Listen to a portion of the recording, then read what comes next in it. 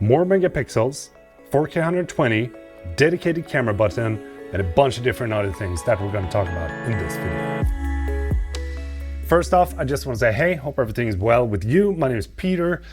Like tech, like cameras, and all that good stuff. So if you haven't seen me before, nice to meet you. Hope you're going to enjoy this video. I've been using a Mac computer now ever since 2009. And I've also upgraded to be using an iPhone. I'm using an Apple Watch. I'm using an iPad. I'm well into the Apple ecosystem. But when it comes to the iPhone, I feel like lately there's been very few big changes to the phone, except for USB-C. That was a huge win. When Apple announced that, I could finally achieve my goal of having all my tech being charged with USB-C. And I've been using the iPhone 15 Pro Max now ever since it was released.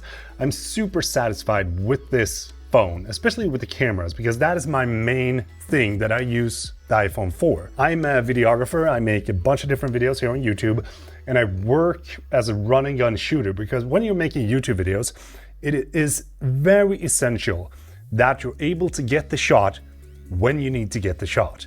Sometimes you're just on the go and you don't have a camera like this that you can bring with you at all different locations. And that is where I find the iPhone to be the perfect fit for whenever I need to capture something and I don't have my big camera, but I still want to have good quality. And when it comes to the iPhone 16 Pro, there is a couple of things that is very interesting for me as a videographer to actually use on a day-to-day basis. And the first thing that I was sort of like, hey, this is cool, is 4K 120. If you're not doing videography, then this might not be a huge thing for you, but it is something that has saved me so many times when I've been shooting my YouTube videos. Just to be able to slow time down 5 times makes it so much easier when you need to capture that extra B-roll that you need to add on top of your videos when you're talking.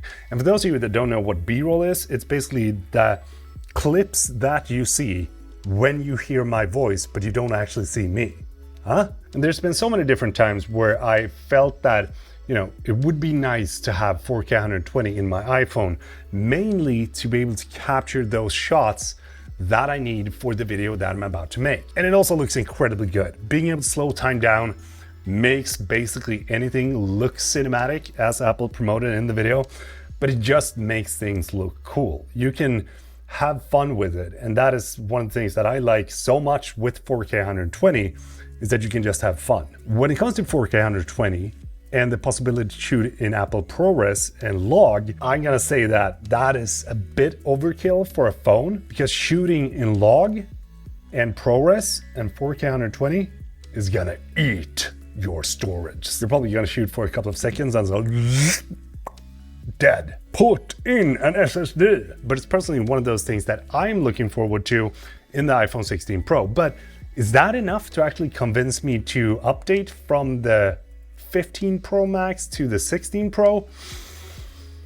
Whew, I don't know yet, man. It is very nice to be able to have a dedicated camera button on the phone and actually turn your phone into a camera. Because right now, you always have to open your phone, you have to press the camera icon or use the action button or whatever you have programmed your phone to do. Meanwhile, now it feels like you can actually swipe through the different settings that you use as a photographer and videographer and have them work in your favor. When you're using a camera like this, you can see all these different wheels and buttons that you use, but one of them, for example, is here and the other one is here. So when you're working with it, it feels like it's sort of natural to your fingers to adjust the different settings.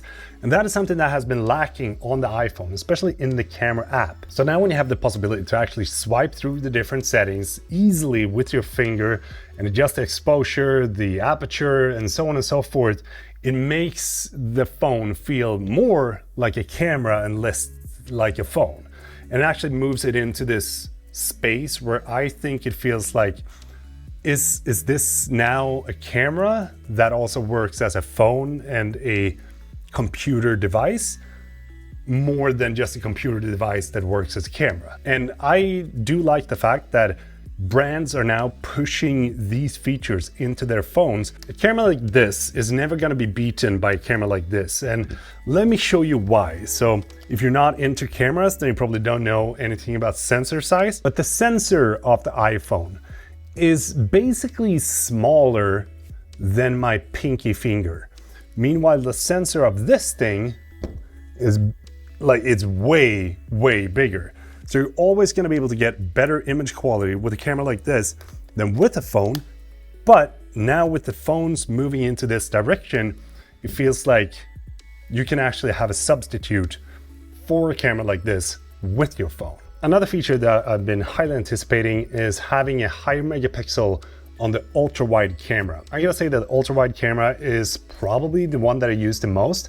I also do like the 5x camera that you got on the iPhone 15 Pro Max, but seeing how Apple actually included that into the 16 Pro as well as the Max is gonna make a lot of more people have fun with it. They also offer you shooting in Dolby Vision and all that stuff, but for me, it's more so about having a camera that can do multiple different things than having the highest performing camera in my pocket, because I'm not bringing my phone with me to be the best camera possible. I'm bringing my phone with me to have a camera ready at all times. If the camera's quality is a little bit so-and-so, then I can live with it, but the better it is, the more likely I am to actually use it. Another thing that I really liked was on the photography side, where the phone sort of detects the skin tones and then you can adjust everything else with just click and drag. It feels like you're actually doing, in-app editing just as you're taking the photo. And I think that that is so freaking cool, mainly because there's going to be more people that actually find the passion for photography and videography than what it has been previously. And I like Apple for actually bringing this into anyone's hands. And there's probably going to be a lot of people that says like, well, you're not a real photographer if you're using an iPhone. And I'm probably going to be the one that says like, well, if you want to be a photographer, now is the time, because you have all this tech built into a phone, which is going to make it so much easier for you to actually capture the shots that you want. You don't have to go for a camera like this in order to be able to capture some good shots. Is it worth upgrading if you are using the 15 Pro or 15 Pro Max? It all depends on what you're using your iPhone for. If you're not using the camera features today to its fullest extent, I'm gonna say that it's probably not gonna be worthwhile the investment, because the new iPhone is gonna be freaking expensive. But if you're someone like me that works with making videos and you wanna have a backup camera that can actually do the things that you need it to do whenever you need it, then yeah, it might actually be worth the money to upgrade to get that 4K 120 and to get that on-the-spot editing and to get that quick turnaround on the photos that you take. But I'm also going to say that it only comes down to if you have the money for it. If you have to, purchase it as a part-time payment or anything like that, I'm probably going to say no, don't do it. But if you have the money to actually cash it and use it in your business, go for it.